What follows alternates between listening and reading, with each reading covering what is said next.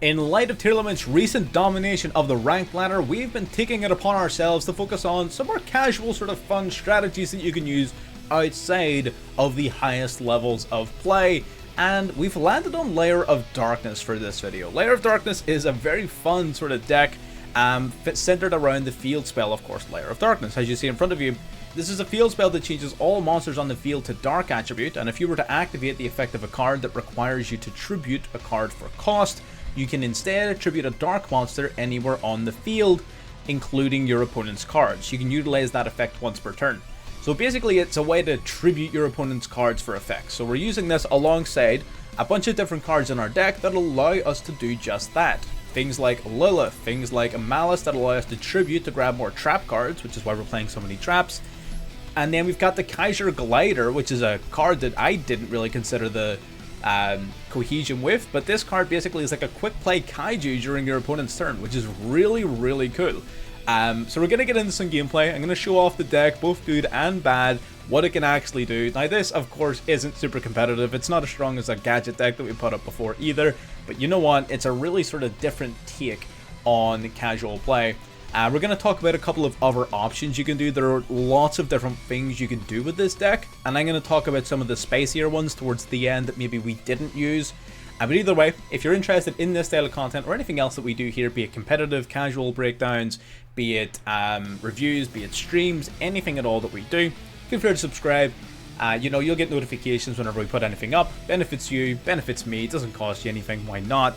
And like the video if you end up enjoying what you're watching. And with that, let's get into the gameplay. Alrighty, first we're going to be playing against one of the most based individuals that we played against in quite some time. Now this is starting off pretty sort of normal here. They're going to go for Sharon. Sharon's going to summon itself out of the field by dropping a card to the grave. What are they going to drop? It's a Havness. Then they're going to mill some cards. Things get a little bit complicated once you start looking at what they milled. They milled the revived Sky God. The revived Sky God can basically banish itself to place a monster reborn from your deck or graveyard back on top of the deck, which is insane, right? It also allows you to draw a card should you also have a divine monster in the graveyard. But how would they get a divine monster into the graveyard? They're playing Tearlament. Well, they're just going to set 2 pass. They don't really want to play into our Maxi, and I don't blame them. So we're going to draw a card. We're going to start our turn with Pot of Extravagance. We're banished 6 for cost. We are going to hit with Tearlament's Crime here. That's pretty annoying, I'm not going to lie. That does definitely hurt. We really wanted that field spread. They're going to drop a Gato to the from the hand here, of course. Then they're going to mill 5 from each player's deck. Oh no. What have they got in their graveyard? They've got the Winged Dragon of Ra. Immortal Phoenix. They've got Life of the Sky Dragon, and they've got the Winged Dragon of Ra Sphere Mode. They're playing Egyptian God Tearlament. Now they can use their Revived Sky God, place Monster Reborn back on top of the deck before grabbing it off of their top of the deck, off of the Revived Sky God. We're just going to set 4 pass. We're going to set 4 pass, and we're just going to pray. They're going to activate Kikalos here. We're going to chain another Maxi. We do have the second one on deck. Now we're going to use our compulsory evacuation device. Admittedly, could have saved ourselves a lot of hassle if I did that first. So, my bad. They're going to revive the Merly. That's not good for us, but it's fine. Merly's going to mill Obelisk the Tormentor, a royal rare Obelisk. Now they're going to activate Monster Reborn. They're going to revive Obelisk the Tormentor from their graveyard, bringing him back, going for the attack, bang. Storming Mirror Force, your whole field back to your hand, sending back the Merly, sending back the Obelisk. Not so fast. Even gods can be hit with trap cards. So that doesn't work out for our opponent on this occasion. During the end phase, we're going to go for our trap trick, grabbing ourselves another Storming Mirror Force. At this time, we were playing 3. We have since cut it down. And we top deck into another Pot of Extravagance. We are simply that guy drawing into the arena. We're going to swing in at our opponent, 17 to the face. We draw the Metaverse, meaning we don't need to use Arima's effect to grab our field spell. We're going to grab another compulsory evacuation device thanks to our trap trick, and we're going to pass turn, immediately flipping up the Metaverse to activate the Lair of Darkness directly from the deck. Now we're at a bit of an advantage here. They're going to grab their Dark Beckoning Beast from the deck off of their circle here. Now Merly on summon's going to get milling. We knew they had the Merly because we returned it to their hand, so can't be too surprised about that. Sullick, however, going to send them early to the graveyard to get fusion summoning after they get milling. There is the exchange of the spirit in the graveyard. Let's hope they don't get anything up to getting up to anything too nefarious here. Compulsory evacuation device sending Kip Kalos back where it belongs, to the extra deck. Be gone. They're going to add Shadowrun back to their hand. Now Shadowrun then in hand's going to discard a monster to special summon itself out to the field, dropping them early, milling 3. They're going to activate Merly in the graveyard, fusion summoning into Kip Kalos once more. They really want to summon this Kip, but we're not going to allow it. Using the Kaiser Glider, tributing their Kip Kalos to summon the Glider to our field like a quick play Kaiju. Just like that, our opponent can only summon Kip Kalos so many times in one turn before they have to give up. I appreciate the hustle. I know he was playing tier, but god damn! The Egyptian gods just are something else. They're just something else, and you see them in casual more often than I would like to admit. They're all over the place, and I love it. Let's get into game 2.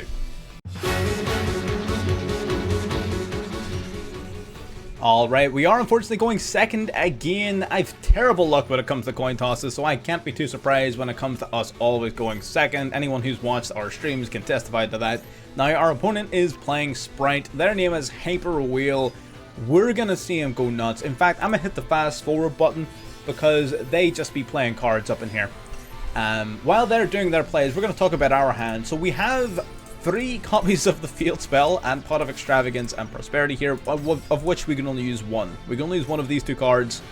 As soon as one resolves, the other is now dead. So our hand is not super great, but we definitely have plays. So he passes turn here. During the end phase, summoning out the Sprite Carrot from the deck and then summoning the Melfi Caddy. So our opponents got some stuff. They got some stuff. They got Melfi Caddy, which is going to let them try and synchro summon out a Herald. They got the Sprite Carrot for a negate. They've got Masquerena for a quick play Link summon. They got some stuff. But we are simply that guy. Lilith, the Lady of Lament, is going to be the key. That's going to be the way. We're going to activate Extravagance, banish 6, draw 2. We draw into Double Dimensional Fissure, which is a really bad card in this circumstance. We eventually ended up cutting it. We're now going to go for Terraforming, and our opponent chooses this moment to activate their Sprite Carrot. Now that gives us a chance. So now that they've activated their Terraforming, they've negated our Terraforming, no field spell for us, that is fine. We're going to activate Fissure, whatever. Now they're going to go for Sprite Elf to revive the Sprite Blue in their graveyard, again presenting us with an opportunity. So now there's not quite so much we need to deal with. They do have a Pixies in hand so they can protect themselves from battle. We're going to go Arima, banishing it to grab ourselves a Lair of Darkness, which we can now activate. We're going to normal summon Lilith. That's going to trigger the Caddy, but we can quick play Chain to the Caddy, the Lilith Lady of Lament, which allows us to tribute a monster to reveal 3 normal traps from our deck and set one to the field. We can chain that, and because of Lair of Darkness, we can tribute one of their monsters, meaning that Caddy is getting tributed before it even goes back to the hand. No effect, no resolution for you. Now they're going to go IP Masquerena. Now, with Masquerena, they have a couple of different options, but the one they end up going for is Nightmare Unicorn. They're going to spin back into the deck one of our cards. We're going to force them to basically set Compulsory Evacuation Device onto our field. Now, they're going to spin back the Lair of Darkness like a damn fool because we've got another copy of Arima ready to go. Grabbing another Lair of Darkness, we're going to end our turn here. Yes, the Lair of Darkness is still in play and we still have our Lady Lilith, but it's not looking great for us. We are going to have to preemptively get rid of this carrot, so it's not going to be a pain in our ass. Tributing it off for our Lady Lilith of Lament. We're doing it in the draw phase so we can't chain Elf. In response to that, we're also going to be using our Compulsory Evacuation Device, getting rid of their elves so that they need to extend significantly more in order to get the same results. We're going to reveal Storming Mirror Force from our deck. We're going to set it onto the field. It cannot be used this turn, however, so it isn't that much of a threat. They're going to go for Gigantic Sprite. Gigantic Sprite summoning out, being able to summon Blue from the deck. Blue gets searching, grabbing themselves a Jet, and this is where it just goes worse from us. Special summoning out the Jet, grabbing themselves Gamma Burst, despite the amount of fight that we put up here, is going to be able to grant 1400 attack and defense for all of their level 2s, and that will give them enough attack points to finish the game. There's only so hard you can fight sometimes. Sprite is a top tier deck, and this is why. Even in casual, some people still play top tier decks. They're practicing, they're learning, I can't judge. But yeah, there's only so hard you can fight against the force as formidable as Sprite. But either way, let's get into the next one. Alrighty, now this one's pretty interesting for me because there was quite a few cards in here that I wasn't even fully familiar with. The version of the deck we're playing now is closer to the actual finished version that we're covering the deck profile of. We're going to grab Lair of Darkness here from our deck, and we have a ton of methods of using it. We're going to normal summon Lilith, and you know what? I was on the fence about activating her effect to search for a trap card. Them using an imperm on it sort of settled and put my mind at ease. And I kind of know why they did it. But at the same time, I don't think they realized that it was a quick effect and it could have chained. I think they believed it to be an ignition effect, similar to like Pisces of the goatee. But either way, we're going to let him go. We're going to let him feel good about his imperm. And then we're simply going to wait until he summons out, what the hell is this?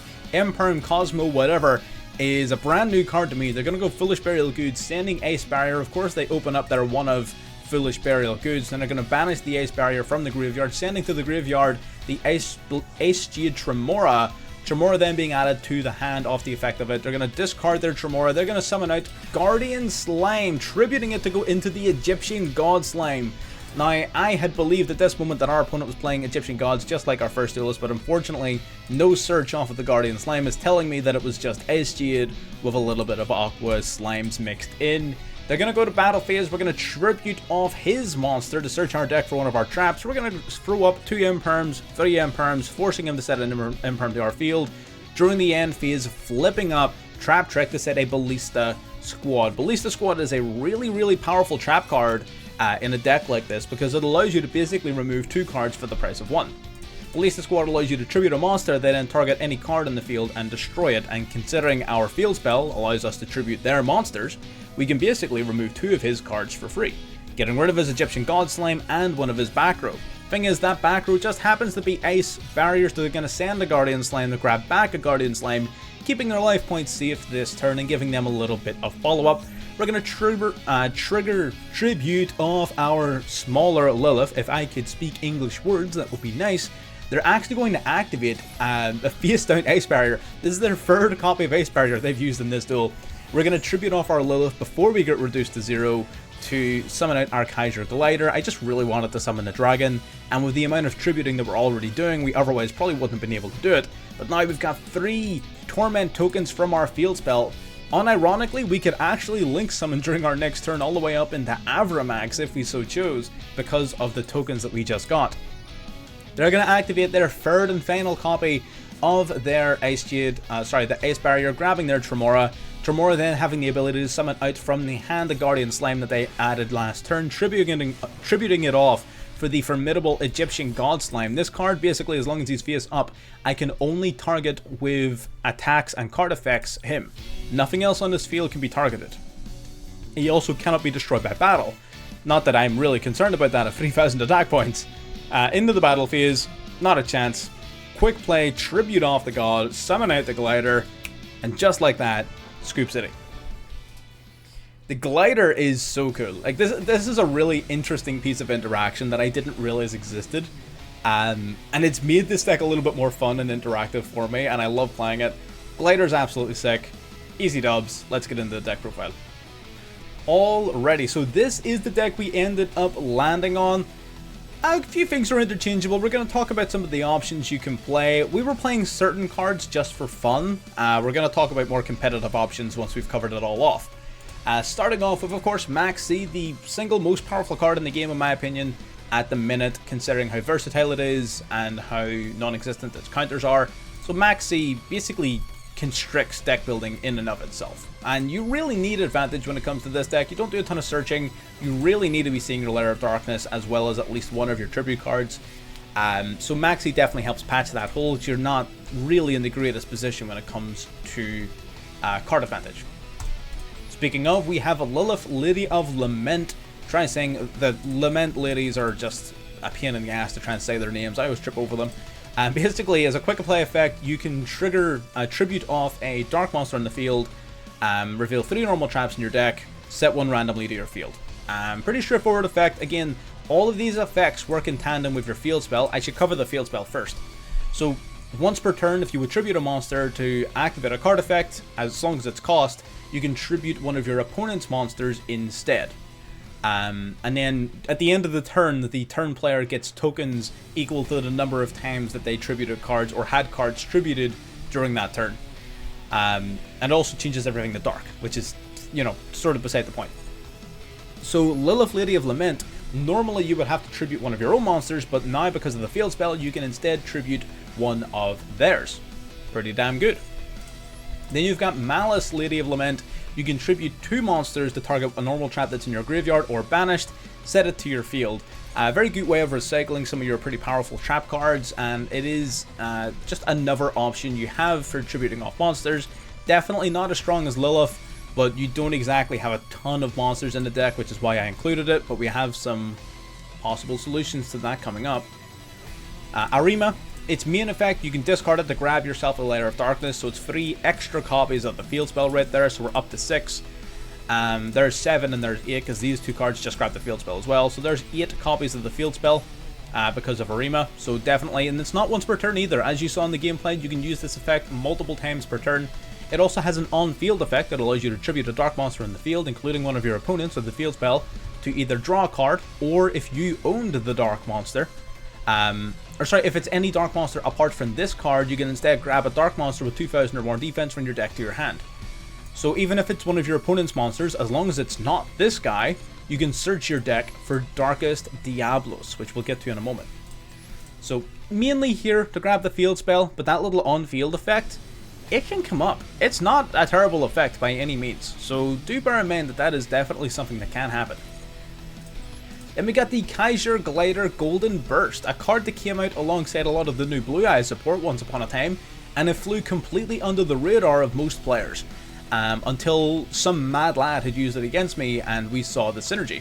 Basically, it's like a quick play kaiju. As a quick effect, you can tribute a monster in the field to special summon this card from your hand, so you can tribute one of their monsters to summon this card to your field as a quick effect, meaning you can do it whenever you want, any phase, either turn. Pretty damn awesome. It's a decent sort of 24 beater as well. This deck definitely, I'm doubling over my words like a damn speaker, but 2400 attack points is definitely really solid for this deck. It really does need the extra boost it can get. It can also, if this card is too small in terms of its attack points, it can on summon copy the attack points of a face-up monster until the end of the turn, meaning it can crash if it really needs to into something that's especially problematic, be it a Kaleido Heart, be it a Rolkalos, be it whatever. This card has the solution, just copies their attack points and gets swinging. Then we've got Darkest Diablos, technically the boss monster of the deck, even though the deck doesn't necessarily summon it an awful lot. It's more reliant upon its control, but this guy, if you can get the cycle going with him, becomes incredible. So, first of all, this card cannot be tributed, your opponent cannot tribute it anyway, and it cannot be targeted with card effects. So 3k attack, can't be targeted, automatically decent, right? That's pretty good. If a dark monster you control is tributed, while this card is in your graveyard or hand, you can special summon this card. That's really good, makes it super easy to summon. 3k, untargetable, can't be tributed, which means, and again, that seems like a dumb effect, but that means no kaiju is going to get rid of it, which is definitely pretty important. So it's recurring, can't be targeted, can't be kaiju'd, 3k attack, pretty solid, and its last effect, you can tribute a dark monster, and your opponent is forced to take a card in their hand and place it either on top of or on bottom of their deck. So you can tribute one of their monsters to hand loop them for 1, sending it back into the deck. That's really good. So this guy's phenomenal. We're only playing 1 copy. First of all, because I only have 1 and he's a UR and I don't want to craft more, but secondly, because we really don't want to start bricking on this guy. We do technically have a way of searching him, but he becomes good once you're able to start looping your opponent a certain way. Until such a point, it's not really all that impressive. So we sort of want to get him when he's good, not before. But you can definitely, if you really want to start looping with this guy, you can play more copies, absolutely. Terraforming grabs the field spell. Pot of Extravagance, banish a random 6 from your extra deck face down. Draw a card for every 3 cards, so you basically just draw 2. Pot of Greed. Pot of Prosperity, similar, banish up to 6 cards and then check that many cards off the top of your deck and grab one of them. You can't use both of these cards in the same turn, of course. But it's just basically more consistency. More cards, more consistency. Lair of Darkness, we've talked about, the most important card in the deck. From here, it's mostly just generic trap cards. The only one that isn't is Metaverse. Again, activates your field spell directly from your hand, so it's just another copy of the field spell. It's pretty important that you have this, so having as many copies of it as you can is integral. If you don't have Metaverse, don't worry about it. Just play another trap card, play a hand trap, I don't know, play a debit card, I don't really care. But if you do have it, I'd recommend playing it. And then from here, it's just generic trap cards. We've got Compulsory Evacuation Device to bounce a card back to hand, Storming Mirror Force to bounce their whole field back to hand, Evenly Matched because I can't win a coin toss to save my damn life, and hopefully Evenly Matched will save us here and there. We got Triple Infinite Impermanence because it's both a trap card and a pretty reliable hand trap if you do need to go second. Ballista Squad, which you saw in the gameplay, tribute a monster, then target a card on the field and destroy it, meaning basically it's removing 2 cards for the price of 1, which is awesome. And lastly, Trap Trick, which helps you search for any one of these trap cards by banishing 1 copy of the deck and setting the other. It can also be used on the turn you set it, but you can only activate 1 more trap card for the rest of that turn. So pretty solid. And the extra deck is whatever the hell you want. We just filled it with a bunch of random cards. Never ever really summoned anything from it, even if at moments you could, thanks to the Torment tokens, but we never got that far. So you can do whatever you want with the extra deck. Now that's the full deck, but there is one thing I wanted to cover off about what you could do about different ways of playing it. Now, one massive piece of synergy that I'm sure at least one person is raging about who's watched this: why are we not playing Super Poly? That's a very good question. There's not really any particular reason as to why we're not playing Super Poly, other than the fact that I didn't really want to banish all my fusion targets from the extra deck off of Extravagance and then have a dead card. So why is Super Poly so good in this deck? It's very similar to why you would play it in Zombies.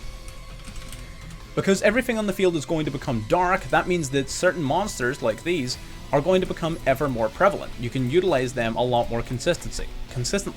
Now, if you are going to be playing Super Poly, I would recommend tripling up on as many of your targets as you can, just to make it less likely to be banished off the likes of Extravagance. But you just play a bunch of monsters that basically just take generic dark materials, or whatever it is you need. Trifoveritum is a very good one, Dragostapelia is a very good one, Starving Venom Fusion Dragon of course is a good one. So there are definitely a lot of decent Super Poly targets out there, as well as a bunch of other ones. If you want to play the Adignister dude, for example, to out the Sprite boards, stuff like that, you can do a whole bunch of stuff. It's entirely up to you. If you want to play Super Poly, go for it. Just make sure you're tripling up your targets so that you don't accidentally banish your own cards. But after that, you should be totally fine. But yeah, that's the deck. Not the most competitive deck in the world, obviously. We're playing it to be casual and to have fun. So if this is the type of deck you're into, if you're just looking for something new to try out, you have some cards, you have some credits lying around, maybe you've already got this card and you've just never used it. Now's your chance. So that's pretty much everything. If you've got this far in the video, subscribe if you haven't, like the video if you haven't, and I'll see you in the next one. Bye bye.